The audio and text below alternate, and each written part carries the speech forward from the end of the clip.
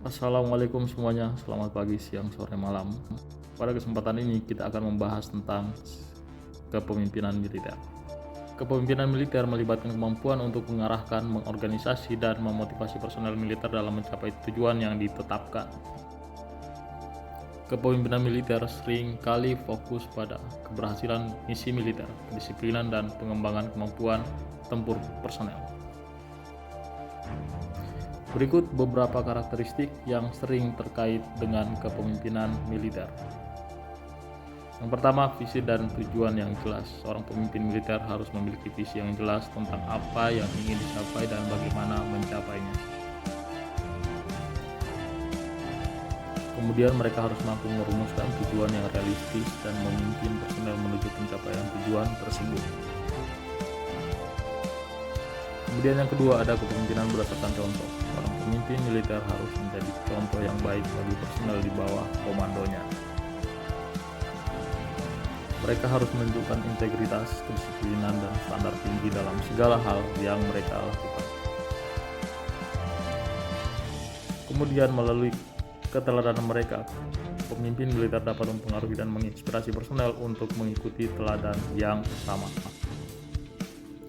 Selanjutnya yang ketiga, ada komunikasi yang efektif. Kepemimpinan militer membutuhkan kemampuan komunikasi yang baik. Seorang pemimpin harus mampu menyampaikan informasi dengan jelas dan mengartikulasikan visi, instruksi, dan tujuan yang tepat.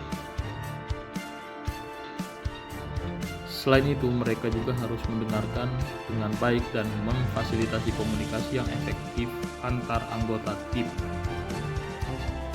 Kemudian yang keempat, pengambilan keputusan yang baik. Seorang pemimpin militer dihadapkan pada situasi yang membutuhkan pengambilan keputusan cepat dan tepat. Mereka harus mampu menganalisis informasi yang ada, mempertimbangkan risiko dan konsekuensi, dan mengambil keputusan yang terbaik untuk kepentingan misi dan personel yang dipimpinnya. Selanjutnya, pengembangan dan pembinaan personel. Pemimpin militer bertanggung jawab untuk mengembangkan dan membina personel di bawah komandonya. Mereka harus mampu mengenali potensi dan kelemahan individu, memberikan bimbingan dan pelatihan yang sesuai, serta memotivasi personel untuk mencapai potensi maksimal mereka.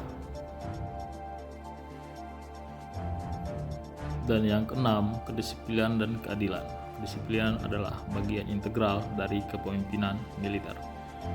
Pemimpin harus menegakkan standar tinggi disiplin dan memastikan kepatuhan terhadap peraturan dan prosedur. Selain itu, kepemimpinan militer juga harus adil dalam memperlakukan semua anggota tim tanpa memihak atau mendiskriminasi. Selanjutnya yang ketujuh, kemampuan mengelola stres dan mengatasi tantangan.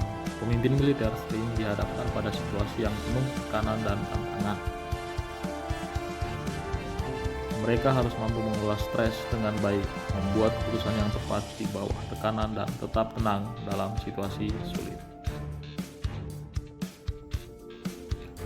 Perbedaan antara pemimpin militer dan pemimpin umum adalah sebagai berikut. Pertama, konteks operasional. Pemimpin militer beroperasi dalam konteks militer yang unik, di mana mereka bertanggung jawab untuk memimpin personel militer dalam tugas-tugas yang berkaitan dengan pertahanan, keamanan, dan operasi militer.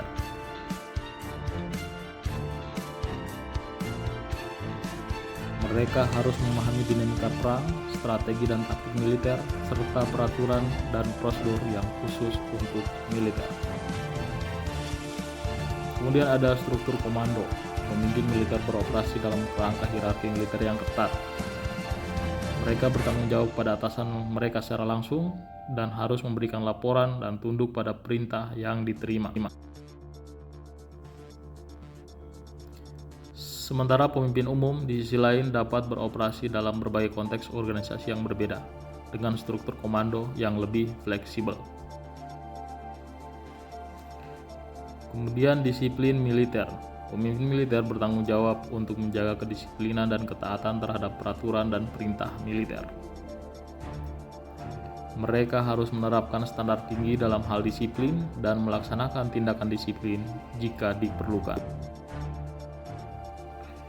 Dalam organisasi umum, walaupun kedisiplinan penting, namun tidak setinggi dalam konteks militer.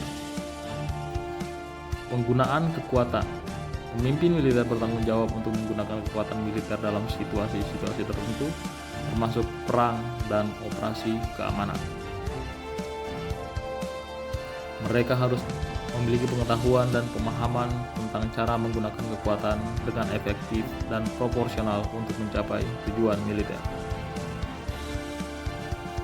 Sementara pemimpin umum tidak terlibat secara langsung dalam penggunaan kekuatan militer. Selanjutnya ada pendidikan dan pelatihan. Pemimpin militer mengikuti pendidikan dan pelatihan yang khusus untuk memahami aspek-aspek unik kepemimpinan dalam konteks militer. Mereka dilatih dalam strategi militer, manajemen sumber daya, kepemimpinan taktis, dan berbagai keterampilan khusus lainnya yang diperlukan dalam operasi militer.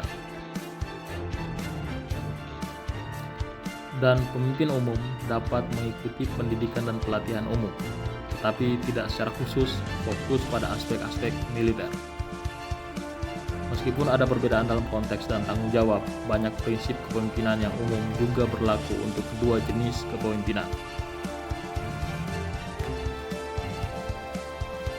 Misalnya integritas, komunikasi yang efektif, kemampuan pengambilan keputusan, dan pengembangan personel tetap penting bagi pemimpin baik dalam militer maupun dalam organisasi umum.